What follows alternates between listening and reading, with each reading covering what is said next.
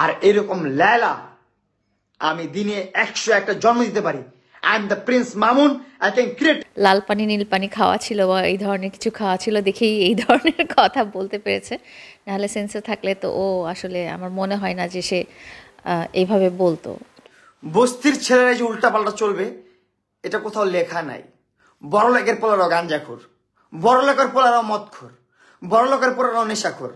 দেখেন না কত বড়লোক পোলা পাইন আছে যাদের বাপ মা বৃদ্ধাশ্রমে থাকে। আমার লাইলা কোথায় আছে আমি জানি না। 2-3 বার আমার লাইলা বলছে, তো ও আমার লাইলা বলছে মানে ওর মন থেকেই বের হয়েছে জিনিসটা।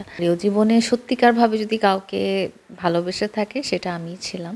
ও আরও 100 বছর বাঁচুক এবং 100 বছরে ওর হয়তো জীবনে অনেক মেয়ে আসবে, তার সঙ্গী হবে, কিন্তু কেউ লায়লার মতো ওকে ভালোবাসতে পারবে না।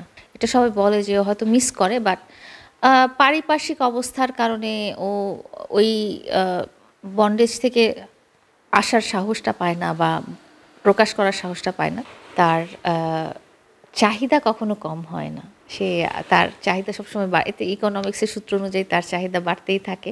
তো তার আমার মনে হয় আকাশচুম্বী আকাশ পর্যন্ত টাকা পয়সা হলেও তার হয়তো আরও স্পেসে যাওয়ার চিন্তা ভাবনা থাকবে। মনে তো করতেই হবে, কারণ ও জীবনে, এই কথাটা আমি জোর দিয়ে বলতে পারি, ও জীবনে সত্যিকারভাবে যদি কাউকে ভালোবেসে থাকে সেটা আমিই ছিলাম। আর অনেকটা বছর আমরা একসাথে ছিলাম। আর আমার এন্ড থেকে কখনো ওর সাথে আমি প্রতারণা করিনি বা আমি মানে ওর সাথে বিশ্বাসঘাতকতা করিনি। ওর সাথে সবসময় আমি বিশ্বাস রেখেছি, ট্রাস্ট রেখেছি। ওকে পৃথিবীর একটা মানুষ যতটুকু ভালোবাসতে পারে, আদর করতে পারে, যত্ন করতে পারে, সেটা আমি ওকে করেছি।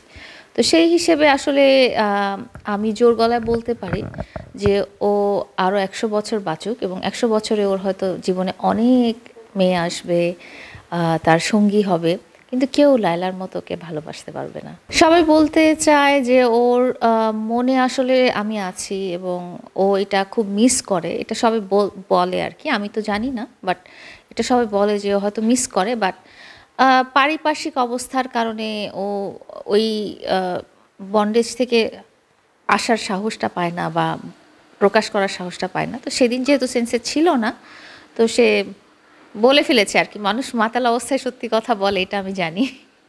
তো হয়তো সত্যি কথা বলে ফেলেছে এবং অনেক কিছু করে দিয়েছেন। এত টাকা আমার তো আসলে খেয়ে পরে বেঁচে থাকতে পারলেই, অতটুকু টাকা হলেই আল্লাহর রহমতে আমি হ্যাপি। বাট তার এম অনেক উঁচু, আকাশচুম্বী। তার চাহিদা কখনো কম হয় না।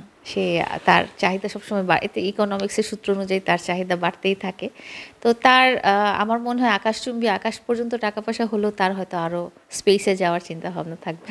আমি মনে করি যে আসলে মামুনের অনেক ইয়ে আছে, মানে পিছু টান আছে, ওর পরিবারের একটা চাহিদা আছে, তারপরে বেসিক্যালি পরিবারের চাহিদাটাই ওর আসলে পিছু টান, যেটার জন্য সে ইচ্ছা করলেও তার মনে আসার অনেক কিছু সে করতে পারে না। ওর পরিবারের পিছু টানটার জন্যই সে অনেক অনেক নিজেকে কন্ট্রোল করে।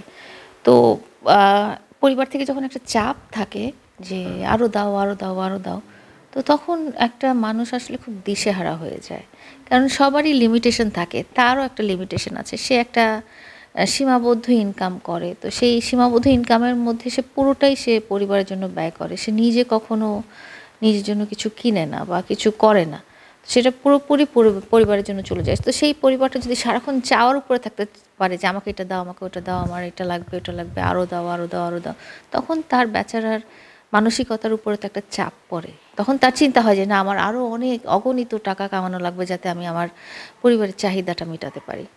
আমি এটা এতটুকু জানি যে ওর পরিবারের একটা চাহিদা আছে, যেটা মানে ক্রমাগত বাড়তেই থাকে, যেটার জন্য তার মনে অনেক চাপ পড়ে আসলে। আমিও দেখেছি আগে যখন লাল পানি নীল পানি খায়, তখন তার মনের ভাব আসলে একটা না একটা টাইমে প্রকাশ হয়েই যায়। ও যখন আমার বলছে, ও বলতে পারতো যে ও কোথায়, ওই অনেক গালাগালি দিয়েও বলতে পারতো, বাট সে কোনো গালাগালি দেয়নি, সে অনেক রেসপেক্টের সাথেই বলেছে এবং খুব ভালোবাসার সাথে বলছে যে আমার লাইলা কোথায় আছে আমি জানি না। 2-3 বার আমার লাইলা বলছে। তো ও আমার লায়লা বলছে মানে ওর মন থেকেই বের হয়েছে জিনিসটা।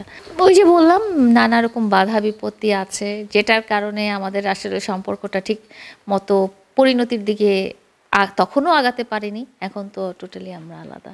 তার মানে বলতে চাচ্ছেন মামুন কি এখনো আপনাকে ভালোবাসে?